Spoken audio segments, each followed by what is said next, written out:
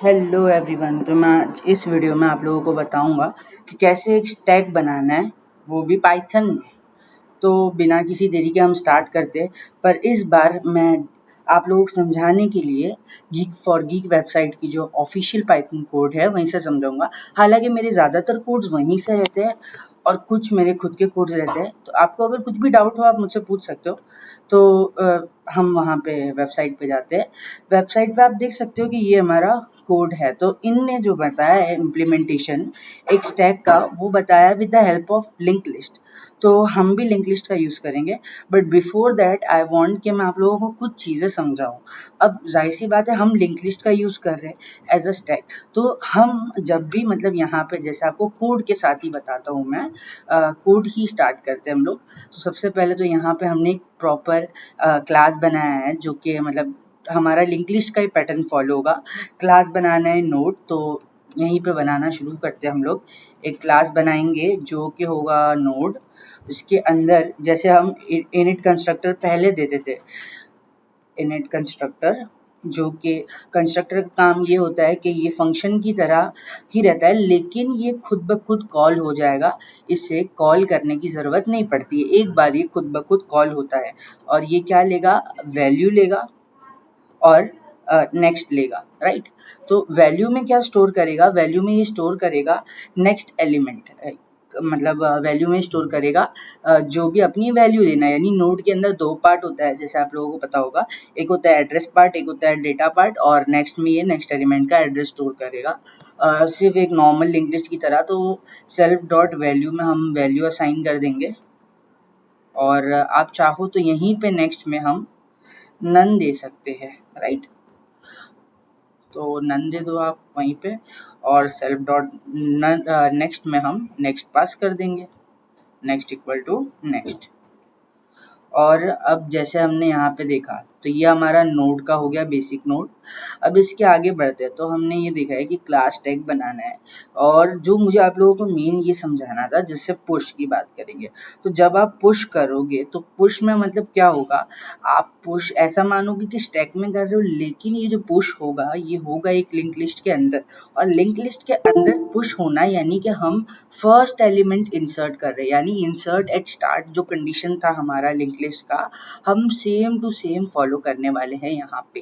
और same goes with pop, हम delete eight start जो करते थे वही सेम फॉलो होगा फॉर पॉप। बस यही चीज अगर आपको समझ आ गई है और आपने मेरी लिंक लिस्ट के वीडियोस ऑलरेडी देख चुके हो, अगर नहीं देखा है तो अभी भी आप देख सकते हो।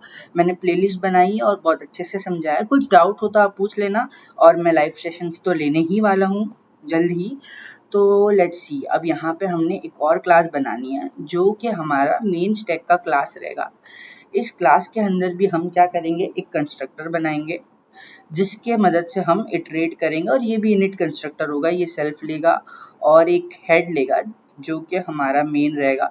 और हम इसमें क्या करेंगे, self dot head equal to head दे देंगे।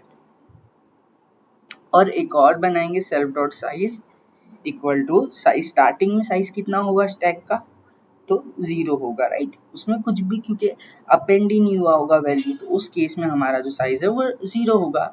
फिर हम एक लेंथ फंक्शन बना देते हैं। अगर आप चाहो तो नॉर्मल लेंथ फंक्शन रख सकते हो, या तो फिर देखते हैं। अभी यहाँ पे मैं गीक्स फॉर गीक्स के कोड को ही आपको एक्सप्लेन करते हुए चलता हूँ। तो पहले यहाँ पे डिफाइन स्ट्रिंग लिखा है और ये जो str है ये हमारा एक मैजिक फंक्शन है। अब मैजिक फंक्शन क्या होता है, मैजिक फंक्शन यानी कि आपको ये है कि प्रिंट स्टेटमेंट जो है, प्रिंट स्टेटमेंट का यूज करके आप चाहते हो कि आपकी जो स्टैक है, आपकी जो लिंक लिस्ट है इनडायरेक्टली वो प्रिंट हो। तो उसको प्रिंट करना है यूजिंग प्रिंट फंक्शन। लेकिन आप print function as a parameter दे के, मतलब एज अ डेफिनेशन में नाम दे के खुद से नहीं बनाओगे। जब ऑलरेडी प्रिंट फंक्शन एग्जिस्ट करता है तो आप चाहोगे कि जब भी कोई स्टैक को प्रिंट करना चाहे तो वो प्रिंट फंक्शन ही यूज करे और प्रिंट करे। तो आपको ये मैजिक फंक्शन यूज करना पड़ेगा जिसका सिंटैक्स है अंडरस्कोर अंडरस्कोर, फिर जो भी आपके फंक्शन का नाम है और फिर से अंडरस्कोर अंडरस्कोर। तो प्लीज़ सी टू इट कि अगर आप ये सिंटेक्स प्रॉपरली लिखोगे तभी ही आएगा, और आप कोई ऐसा फंक्शन जो कि मैजिक फंक्शन नहीं है और उसको आप एज अ मैजिक फंक्शन पास करने की ट्राई करोगे तो भी आपको एरर मिलेगा। तो हम क्या कह रहे हैं कि हमें एक स्ट्रिंग फंक्शन बनाना है, मतलब जो कि प्रिंट एफ वाला फंक्शन है मैजिक फंक्शन का यूज करके, और हम इसमें क्या चाहेंगे प्रिंट करना। तो यहाँ पे एक आउट करके एक स्ट्रिंग बना देना है जिसमें हम अपना वैल्यू स्टोर करवाएंगे, और एक हमारा करंट नोड रहेगा जो क्या करेगा, हमारा जो मतलब नोड है उसका एड्रेस स्टोर करेगा, जैसे self dot head dot next. अब यहाँ पे हम self dot head dot next क्यों दे रहे हैं ये भी मैं आपको बताऊंगा। और लेट्स सी यहाँ पे और क्या दिया हुआ है हमें। तो हाँ, जैसे मैंने यहाँ पे सेल्फ डॉट हेड को हेड पास कर दिया था, पर वो लिंक लिस्ट के केस में होता था। यहाँ पे मतलब सेल्फ डॉट हेड में हमें एक नया नोड तो बनाना पड़ेगा, तभी तो ये क्लास और ये क्लास इंटरलिंक्ड होंगे और ये नोड क्लास हम यूज कर पाएंगे। तो यहाँ पे आप सेल्फ डॉट हेड में एक जो हमने ऊपर क्लास बनाया नोड, इस क्लास का एक ऑब्जेक्ट बना रहे हो जिसका नाम होगा self dot head. Okay, stack class के अंदर आप एक ऑब्जेक्ट बना रहे हो जिसका नाम होगा हेड, क्योंकि वो कंस्ट्रक्टर के अंदर बन रहा है इसलिए हम सेल्फ डॉट हेड देंगे, और वो नोड क्लास से बन रहा है इसलिए नोड लिखना है और ऑब्जेक्ट बनाना है, तो हमें नोड क्लास को कॉल करना होगा। और इसके अंदर वैल्यू आप जो मर्जी दे दो, तो मैंने वैल्यू दे दिया हेड। ओके, तो वो आपकी चॉइस है। अब ये हो गया हमारा पहला, यानी कि हमने ये किया कि स्टैक क्लास में ये जो हमारा कंस्ट्रक्टर है इसके मदद से पहला एक नोड क्रिएट कर दिया जो हमारा हेड नोड होगा, और उस नोड का जो एड्रेस है यानी उसके आगे वाले नोड का, क्योंकि ये हेड नोड है तो हम चाहेंगे कि इसके आगे वाले नोड का जो एड्रेस है वो हमारे करंट एड्रेस में आ जाए। फिर बाद में हम फॉर लूप लगाएंगे, लेकिन उससे पहले हम देखते हैं फॉर या वाइल लूप दोनों भी लगा सकते हो। तो यहाँ पे जो एक एक लाइन है आई होप मैं आपको समझा पा रहा हूँ, कुछ भी डाउट होगा आप जरूर पूछना, मैं जरूर बताऊंगा।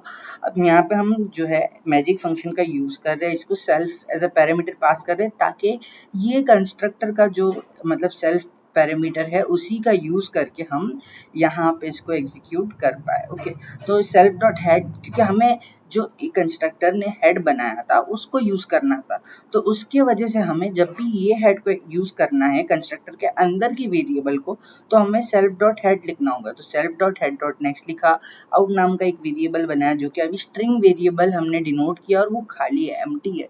अब वाइल लूप लगाया इन्होंने तो हम भी वाइल लूप लगाएंगे, और वाइल लूप में ये कंडीशन ये दे रहे हैं कि जब तक हमारा करंट वेरिएबल है, यानी कि जब तक के self dot head dot next में वैल्यू एग्जिस्ट करती है तब तक हमें ये लूप चलाना है। और ये तो जाहिर सी बात है कि हम इटरेट कर रहे हैं तो current equal to current dot next तो होगा ही, ये तो होना ही है। ओके, इसके अलावा क्या कंडीशन बनती है कि हमें जो स्ट्रिंग है यानी आउट है उसमें प्लस इक्वल टू करना होगा। क्या ऐड करना है आउट के अंदर हमें?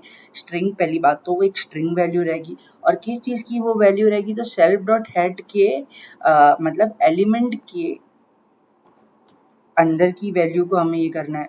लेट्स सी, आई गेस कुछ, लेट्स सी, तो यहाँ पे करंट डॉट वैल्यू। ओके, तो मैंने self dot head dot next dot value लिख दिया, पर क्योंकि आप अगर नोट करो तो ये हमारा करंट वैल्यू ही तो है, मतलब करंट वेरिएबल ही तो है। Self dot head dot next को हमने करंट में असाइन किया था, तो हम ये कह रहे हैं कि जो हमारा पहला नोड तो हेड नोड होगा उसमें जाहिर सी बात है कोई वैल्यू नहीं होगा, वो सिर्फ स्टार्टिंग एड्रेस कंटेन करेगा। उसके बाद जितने भी नोड होंगे वो एड्रेस कंटेन करेंगे और डेटा भी कंटेन करेंगे।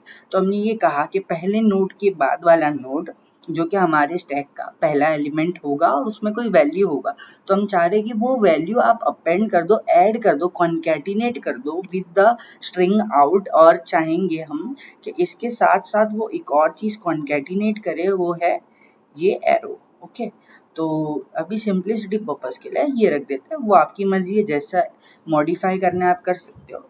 और इसके बाद में हम चाहेंगे कि ये रिटर्न करे फंक्शन, तो रिटर्न क्या करेगा ये, हम चाहेंगे कि ये आउट को रिटर्न करे, लेकिन हम चाहेंगे कि इसका जो लास्ट के 2 एलिमेंट्स है, यानी अब ये हर बार कॉन्कैटिनेट करेगा तो इसको ऐड करेगा।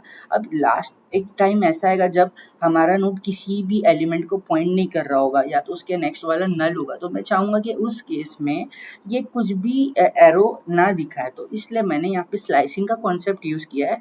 और यहाँ पे स्टार्ट मैंने प्रॉपर दिया, लेकिन स्टॉप मैंने बोला है कि -2 पोजीशन पे, यानी कि सेकंड लास्ट एलिमेंट से पहले ही स्टॉप हो जाओ। ओके, आई होप आपको यहाँ तक समझ आया होगा। यहाँ पे भी सेम ही कोड लिखा है, आप चाहो तो रेफर कर सकते हो। इसके बाद में हमें जाहिर सी बात है हमारा जो एरे है यानी स्टैक है उसका हमें साइज पता होना चाहिए। तो यहाँ पे गेट साइज करके इन्होंने फंक्शन बनाया है, हम लेंथ फंक्शन बनाएंगे। और to be more precise let's see, यहाँ पे भी हम मैजिक फंक्शन का यूज़ कर सकते हैं, राइट। तो मैं मैजिक फंक्शन ही यूज़ करता हूँ डिफाइन। और मैजिक फंक्शन के लिए हमारे पास ऑलरेडी कीवर्ड है अंडरस्कोर लेन, और इसके मदद से ये होगा कि जो हमारा लेन फंक्शन है हम उसको यूज़ कर पाएंगे, और उस जो बिल्ट इन फंक्शन है पाइथन के अंदर का, और उसके मदद से हम रिटर्न करवाएंगे हमारे सेल्फ डॉट साइज को। ओके, और इतना ही। तो इससे क्या होगा कि हमारा जो लेंथ है वो रिटर्न करेगा हमारे साइज को, यानी कि कितने एलिमेंट्स उसमें प्रेजेंट है। यहाँ पे साइज वैसे आप समझ सकते हो नंबर ऑफ एलिमेंट्स की तरह। अब यहाँ पे if the stack is empty, तो ये हमारा हम चाहते तो यहाँ पे भी लगा सकते थे प्रिंट करने के टाइम पे कि अगर स्टैक एम्प्टी है तो भाई प्रिंट क्या कर रहे हो, प्रिंट कर दो कि स्टैक इज एम्प्टी। पर क्योंकि इन लोगों ने नहीं लगाया तो फिलहाल के लिए मैं नहीं लगाता हूँ, बट आपको लगाना है तो आप लगा सकते हो। क्या होगा उस केस में, आप जस्ट अप्लाई करोगे कि if what you will check self dot size equal to 0, यानी हमारी साइज 0 है, उस केस में आप क्या करवाओगे, रिटर्न करवा दोगे। एल्स केस में फिर ये पूरा लॉजिक बैठ जाएगा। आई होप आपको यहाँ तक समझा होगा। तो अब लगा दिया है, पर क्योंकि ये सिर्फ मैंने आप लोगों को बताने के लिए किया है, अब मैं वही स्टैंडर्ड फॉलो करो इसलिए मैं इसे हटा देता हूँ। आप लोग रन करके देखना, कोई एरर नहीं आएगा। अब हमने मैजिक फंक्शन भी यूज़ कर लिया है, मैंने मैजिक फंक्शन बताया कि वो क्या यूज़ करते हैं।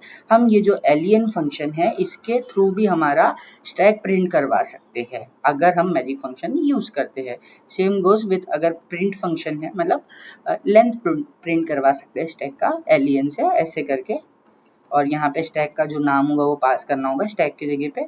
और वैसे ही हम प्रिंट फंक्शन में भी जब str यूज़ करते हैं तो स्टैक को हम प्रिंट करवा पाएंगे, इसलिए हमने दो मैजिक फंक्शंस यूज़ किए। अब आगे बढ़ते हैं दोस्तों। तो यहाँ पे इन लोगों ने इज एम्प्टी फंक्शन बनाया है। इज एम्प्टी फंक्शन वही बात हो गई जो मैंने आपको ऊपर लॉजिक बताया था कि डिफाइन करो इज एम्प्टी फंक्शन, और ये क्या रिटर्न करेगा, क्या आपकी जो लिंक लिस्ट है या फिर स्टैक है वो एम्प्टी है, तो ये भी सेल्फ लेगा। क्यों, क्योंकि ये एक्सेस करेगा ये वाले वेरिएबल को, कंस्ट्रक्टर के वेरिएबल को। तो इसकी वजह से हमें सेल्फ लगाना पड़ेगा, और ये रिटर्न करेगा एक एक्सप्रेशन की वैल्यू को, यानी बूलियन वैल्यू रिटर्न करेगा ट्रू और फॉल्स में।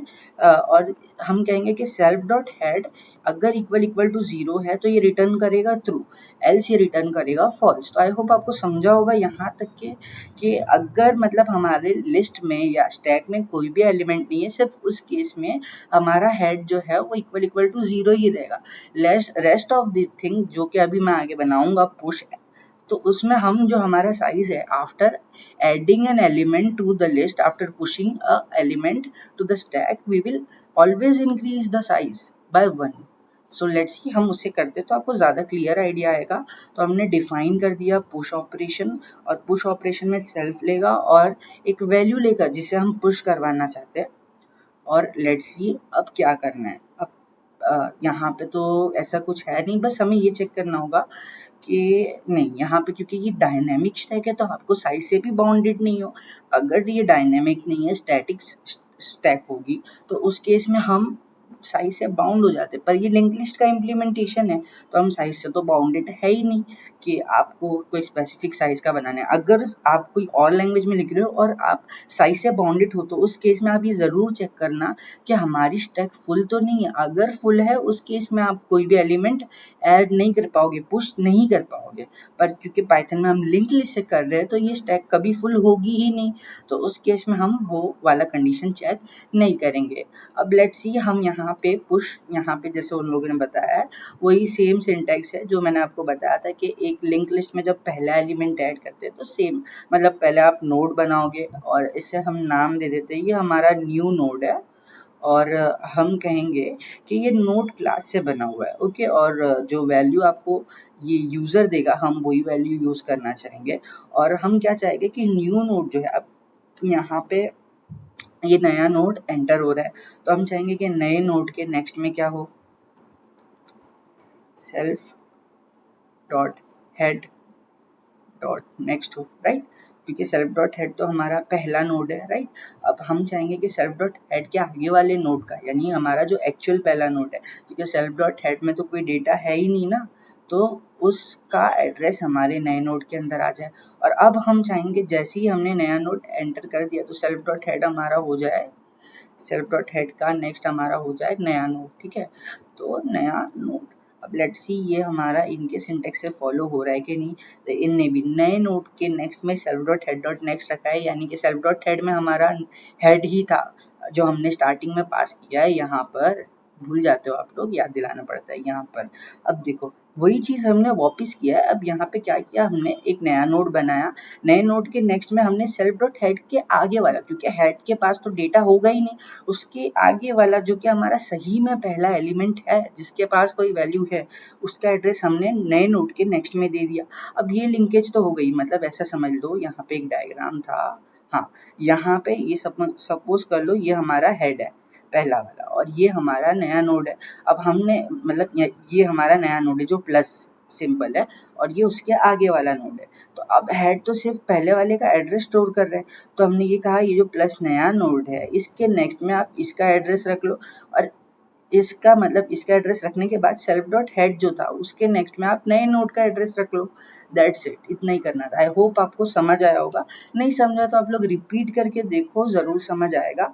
अब आगे बढ़ते हैं हम लोग। अब मैंने जैसे कहा था कि हम हर बार हमारे सेल्फ डॉट हेड हेड भी नहीं, एक्चुअली सेल्फ डॉट साइज को हम लोग इंक्रीमेंट करेंगे जैसे ही हमने एक नया एलिमेंट इंसर्ट कर दिया इन आर लिंक लिस्ट। और लिंक लिस्ट के कोड के लिए मैं फिर कह रहा हूँ आपको, आप मेरी प्लेलिस्ट देखिए, आपको जरूर समझ आएगा। तो यहाँ पे हमने उसके मदद से क्या किया, एक नया नोड बनाया, उस नए नोड के नेक्स्ट में सेल्फ डॉट हेड के नेक्स्ट का एलिमेंट रखा, सेल्फ डॉट हेड के नेक्स्ट में हमने नए नोड का एड्रेस रख दिया है। अब क्या होगा कि जो हमारा नोड तो इंसर्ट हो गया, लेकिन ये रिफ्लेक्ट कब करेगा, जब हम साइज को इंक्रीमेंट करते बाय 1, तो हमने साइज को इंक्रीमेंट कर दिया। अब जैसे हमने इंसर्ट का बनाया, हमें डिलीट का भी बनाना पड़ेगा, तो पुश के बाद हम एक पॉप फंक्शन बनाएंगे, ये सिर्फ सेल्फ लेगा। और अब क्योंकि पॉप जो है लास्ट एलिमेंट को पॉप करेगा, तो हमें कोई ज़रूरत नहीं है कि हम मतलब कोई नया नोड बनाए या कोई पोजीशन ले। और इसके अलावा पोजीशन एक्चुअली खास कर दो। अब यहाँ पे हम चेक करेंगे पहले तो कि if self dot is empty है, यानी हमारी जो लिंक लिस्ट है या हमारा स्टैक है वो ऑलरेडी अगर एम्प्टी है, तो उस केस में तो भैया डिलीट ही नहीं कर सकते ना, तो आप रिटर्न करवा दो या रेज करवा दो एक एक्सेप्शन को कि भैया popping an element from an empty link list या empty stack popping an empty an element, actually element from an empty stack। Okay, तो ये तो पॉसिबल ही नहीं है। अब हम क्या करवाएंगे, इसके बाद रिटर्न हो जाएगा वो, क्योंकि उसके बाद तो कुछ चलना ही नहीं है, एक्सेप्शन रेज हो गया है। अगर जब तक आप हैंडल नहीं करोगे ट्राई केस में डाल के, तब तक तो नहीं चलना है। उसके अलावा अब एल्स पार्ट में आ जाते हैं हम। एल्स पार्ट में आने के बाद अब हमें डिलीट करने का जो लॉजिक है वो लिखना है। अब अगर जाहिर सी बात है हम देखें तो हम डिलीट किसको करेंगे, क्या हमारा लिंक लिस्ट का आखिरी एलिमेंट होगा वो, तो ना, वो हमारा जो पहला एलिमेंट हमने इंसर्ट किया था नया नोड, हम उसी को डिलीट करेंगे, राइट। तो उसको डिलीट करने के लिए आप क्या करोगे, जो हमारा पहला एलिमेंट था, यानी क्या होगा कि सेल्फ डॉट हेड के नेक्स्ट वाला एड्रेस इसके पास आ जाना चाहिए। यानी सपोज कर लो ए बी और सी है, जो बी है हमारा वो ऐसा नोड है जिसको हमने इंसर्ट किया, ए हमारा हेड नोड है और सी हमारा पुराना नोड था। तो जैसे हमने बी को इंसर्ट किया, अब बी को डिलीट करना है तो आपको ए का और सी का लिंकेज करवाना पड़ेगा, बी को हटाना पड़ेगा, राइट। तो वही, और उसके अलावा काउंटर वेरिएबल को एक से माइनस करना पड़ेगा। तो सेम उनने भी फॉलो किया है, गीक्स फॉर गीक्स वालों ने, आप देख सकते हो कि उन्होंने क्या किया, सेल्फ डॉट हेड के नेक्स्ट में अब सेल्फ डॉट हेड के नेक्स्ट का नेक्स्ट वाला एड्रेस डाल दिया, यानी कि ए को डायरेक्ट सी से लिंक कर दिया। और उसके बाद में साइज को एक कम कर दिया और रिटर्न करवा रहे कि जिस वैल्यू को हम रिमूव कर रहे हैं उसकी वैल्यू। तो यहाँ पे लोगों ने रिमूव करके बना दिया है self dot head dot next, यानी जो हमारा पहला एलिमेंट रहेगा लिंक लिस्ट का। तो यहाँ पे जैसे वहाँ हम करंट नोड यूज कर रहे थे, यहाँ पे हम रिमूव यूज करेंगे। कुछ फर्क नहीं पड़ता, आप अपने कॉन्सेप्ट क्लियर रखो तो बहुत इजीली हो जाएगा। रिमूव हमने इसको स्टोर कर दिया है।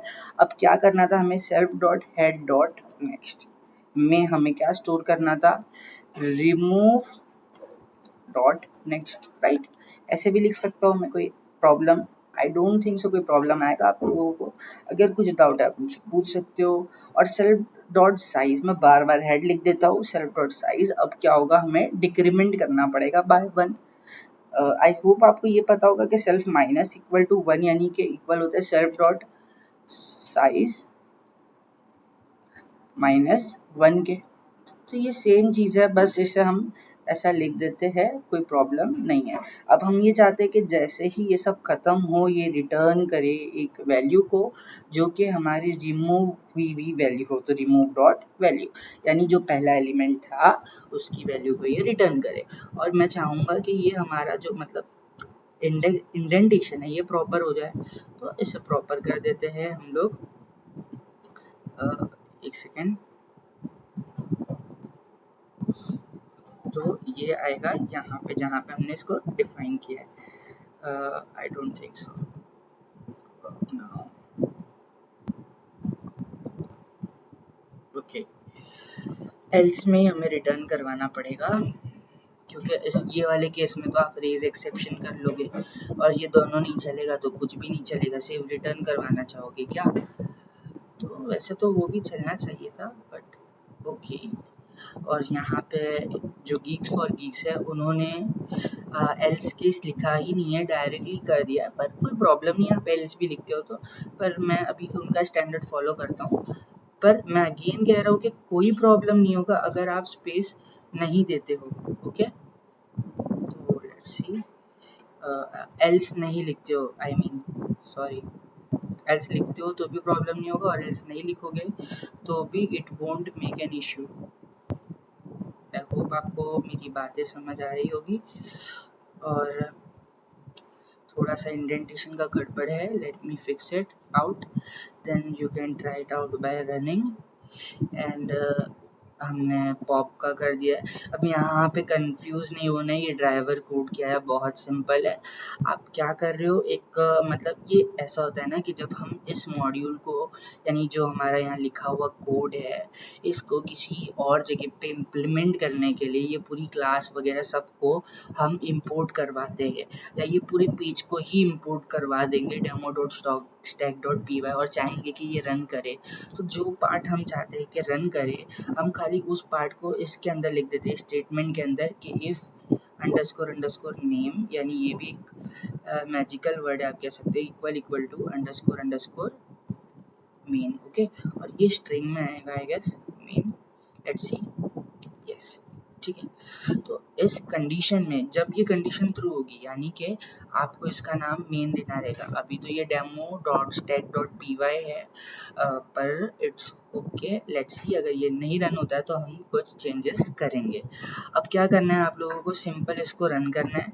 अब फिलहाल के लिए क्योंकि मुझे रन करना है तो मैं अपने सिंटेक्स फॉलो करूँगा और नॉर्मल जो आपको बेसिक नॉलेज है वो प्रोवाइड करता हूँ।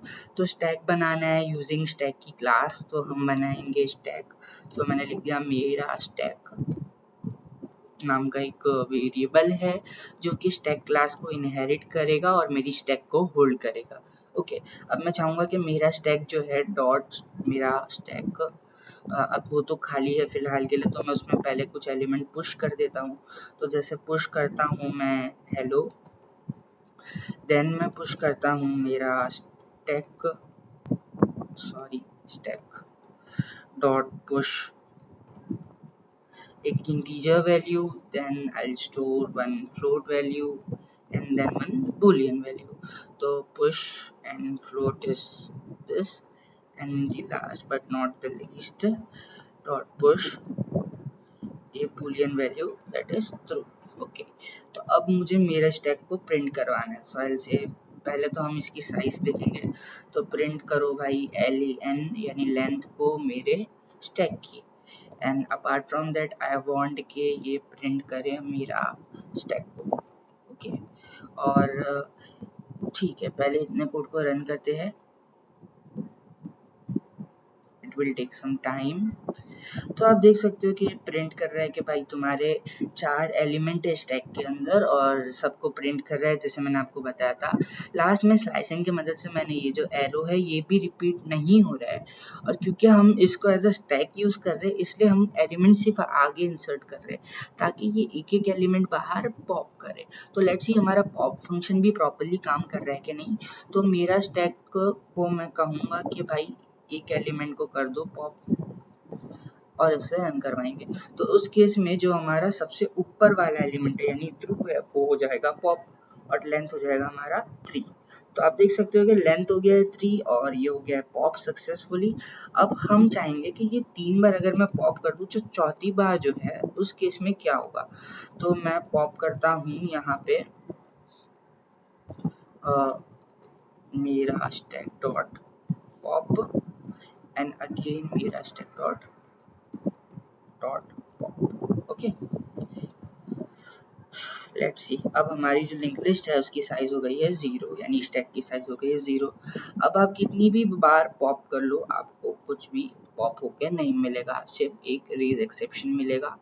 और एक्चुअली यहाँ पे कुछ गड़बड़ हो गई है, self dot head dot remove dot next. Okay, तो हाँ, तो जो वहाँ का सिंडेक्स है हमें वो फॉलो करना चाहिए क्योंकि ये प्रॉपर नहीं चल रहा है। तो मैं self dot head dot next ही रहने देता हूँ, इससे कुछ होता नहीं है। मेन तो वही है कि आप यहाँ पे ए और सी का लिंकेज कर रहे हो, आप एक वेरिएबल बना के उस पर एडिट करने जाओगे तो ये पॉसिबल नहीं बता रहे। लेट्स सी अब हमारा कोड रिजॉल्व होता है क्या।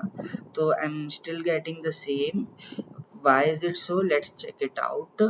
तो आप अगर ध्यान से नोट करो तो हम इस नन को यहाँ भी पास कर सकते हैं, राइट।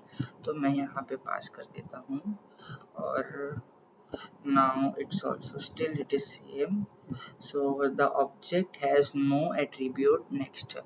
सो वो तो समझ आता है कि क्या हो रहा है कि जब आप सब कुछ डिलीट कर दे रहे हो और उसके बाद आप चाह रहे हो कि इसके बाद कोई ऑब्जेक्ट प्रिंट हो, तो ये तो पॉसिबल नहीं है कि उसके पास कोई नेक्स्ट ऑब्जेक्ट ही नहीं है क्योंकि, तो वो एरर है। लेकिन किधर गया, हाँ ये रहा पॉप।